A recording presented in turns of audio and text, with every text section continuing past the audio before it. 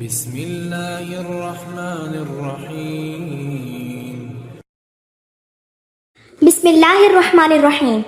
ایک ایسا پرندہ جس کو لوگ منحوس سمجھتے ہیں، اس پرندے کو لوگ الو کے نام سے جانتے ہیں۔ کچھ لوگ اس کو گھر میں پریشانی لانے والا پرندہ کہتے ہیں۔ کچھ لوگ تو یہ سمجھتے ہیں کہ جس گھر میں بھی یہ پرندہ بول پڑے یا جس گھر میں بھی یہ پرندہ آنے لگ جائے تو اس گھر میں بہت ہی بڑی مصیبت آنے والی ہے یا کسی کی موت ہونے والی ہے۔ یہ پرندہ ہمیشہ ویرانیوں میں ہی رہتا ہے۔ آخرکار یہ پرندہ کیوں سب سے چھپ کر ویرانیوں میں رہتا ہے؟ اس پرندے کے متعلق میں آپ کے ساتھ معلومات سے بھرپور ویڈیو شیئر کر رہی ہوں، لہٰذا اس ویڈیو کو آخر تک ضرور دیکھیے گا۔ اور آپ لوگوں نے اس پرندے کو اپنی زندگی میں کبھی نہ کبھی تو ضرور دیکھا ہوگا۔ آپ نے یہ بھی محسوس کیا ہوگا کہ یہ پرندہ ہمیشہ اداس ہی کیوں رہتا ہے اور ہمیشہ ویرانیوں میں ہی کیوں رہتا ہے۔ ناظرین، ایک بار ایک شخص حضرت امام جعفر صادق کی خدمت میں حاضر ہوا۔ اس شخص نے عرض کیا کہ آپ مجھے بتائیے کہ یہ جو الو پرندہ ہے یہ ہمیشہ ویران جگہ پر کیوں رہتا ہے اور یہ ہمیشہ اداس کیوں رہتا ہے؟ آپ نے فرمایا، اے شخص، جیسے تو آج اس پرندے کو دیکھ رہا ہے، یہ پرندہ ایسے ہمیشہ سے نہیں تھا۔ یہ پرندہ ہمیشہ ویرانیوں میں نہیں رہتا تھا اور نہ ہی یہ اداس رہتا تھا۔ اس کے ساتھ ایک واقعہ پیش آیا ہے۔ اس واقعے کے بعد یہ پرندہ اداس رہنے لگا ہے۔ یہ سن کر اس شخص نے عرض کیا، اے حضرت، کیا ہوا تھا اس پرندے کے ساتھ اور کیا واقعہ پیش آیا تھا؟ حضرت امام جعفر صادق نے فرمایا، اے شخص، یہ الو نام کا پرندہ پیارے نبی سرکار دو عالم سے محبت کرنے والا ہے اور پیارے نبی محمد صلی اللہ علیہ وسلم کی آل سے محبت کرنے والا ہے۔ اس پرندے کو پتہ چلا کہ حضرت امام حسین رضی اللہ عنہ کربلا میں اپنے تمام لوگوں کے ساتھ رکے ہوئے ہیں، تو یہ الو محرم کی رات کربلا میں جا پہنچا اور جا کر حضرت امام حسین رضی اللہ عنہ سے عرض کرنے لگا، یا حسین، میرے لیے کیا حکم ہے؟ تو امام حسین علیہ السلام نے فرمایا، اے پرندے، تو یہاں سے چلا جا، کیونکہ کل نبی محمد صلی اللہ علیہ وسلم کی آل کے ساتھ جو کچھ بھی ہونے والا ہے وہ تم نہیں دیکھ پاؤ گے۔ تو یہ سن کر پرندے نے کہا، یا حسین، میں یہاں سے نہیں جاؤں گا، میں یہیں رہوں گا۔ جب الو ضد کرنے لگا تو آپ علیہ السلام نے فرمایا کہ ٹھیک ہے، تم رک جاؤ۔ اس کے بعد اس پرندے نے کربلا کا پورا واقعہ اپنی آنکھوں سے دیکھا۔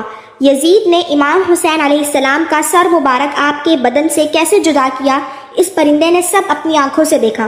امام حسین علیہ السلام کے ساتھیوں کے ساتھ جو سلوک بھی کیا گیا، اس پرندے نے اپنی آنکھوں سے دیکھا۔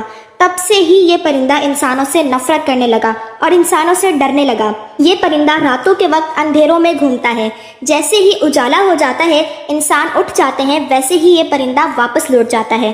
کچھ لوگ الو کو منحوس سمجھتے ہیں، ان کو یہ نہیں پتا ہوتا کہ یہ منحوس کس وجہ سے ہے، بس ایسے ہی اس کو منحوس کہنا شروع کر دیتے ہیں۔ یہ کسی کے گھر کے آس پاس آ کر بول دے تو لوگ سمجھتے ہیں کہ ہمارے اوپر کوئی مصیبت آنے والی ہے۔ کئی لوگ تو ایسے ہیں کہ لوگ اس کے بولنے کی وجہ سے اپنا گھر بار چھوڑ دیتے ہیں۔ الو کو منحوس سمجھنا یہ ایک جاہلانہ سوچ ہے۔ یہ بیچارہ پرندہ تو کبھی کبھار بولتا ہے، یہ بیچارہ تو انسانوں سے ڈرتا ہے، اس کو کہیں بھی انسان نظر آ جائے تو فوراً اٹھ جاتا ہے، تو یہ پرندہ کسی کا کیا بگاڑے گا؟